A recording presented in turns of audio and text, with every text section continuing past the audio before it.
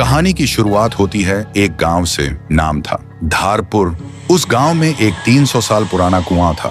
लोग कहते थे हर आधी रात उस कुएं के अंदर से एक रोती हुई लड़की की आवाज सुनाई देती थी। लेकिन एक बात सबको हैरान करती थी, गांव में जो भी लड़का उस कुएं का पानी पीता 3 दिन के अंदर वो गायब हो जाता है। न लाश मिलती न आवाज। इसी गांव में शहर से एक लड़का आया था, रवि।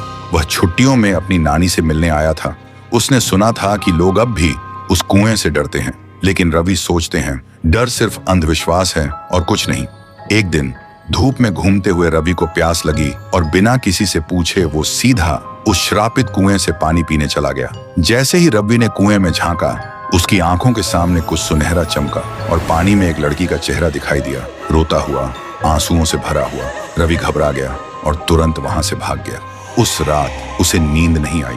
हर वक्त लगता कोई उसे देख रहा है और बुला रहा है। अब उसे भी डर लगने लगा था।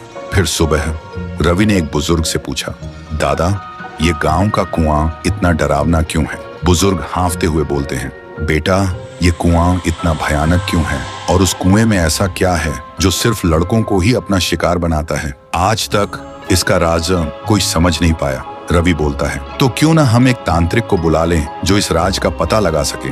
फिर गांव के सभी लोग इकट्ठा होते हैं और एक तांत्रिक को भी बुलाया गया था। तांत्रिक आंखें बंद करता है और कांपते हुए कहता है, ये तो बहुत ही भयानक है। कुएं के अंदर जो भी है वो मेरे बस के बाहर है। और वो तांत्रिक तुरंत गांव छोड़ के चला जाता है।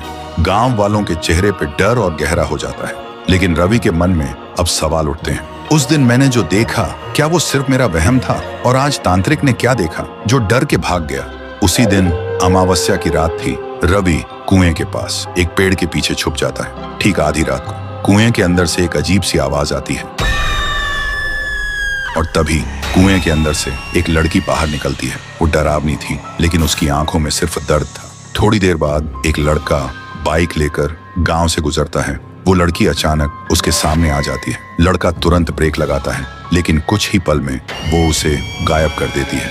रवि ये सब देखकर हैरान रह जाता है। उसके दिमाग में एक ही सवाल घूमता है, ये कौन है और सिर्फ लड़कों को ही क्यों अपना शिकार बना रही है, लड़कियों को क्यों नहीं?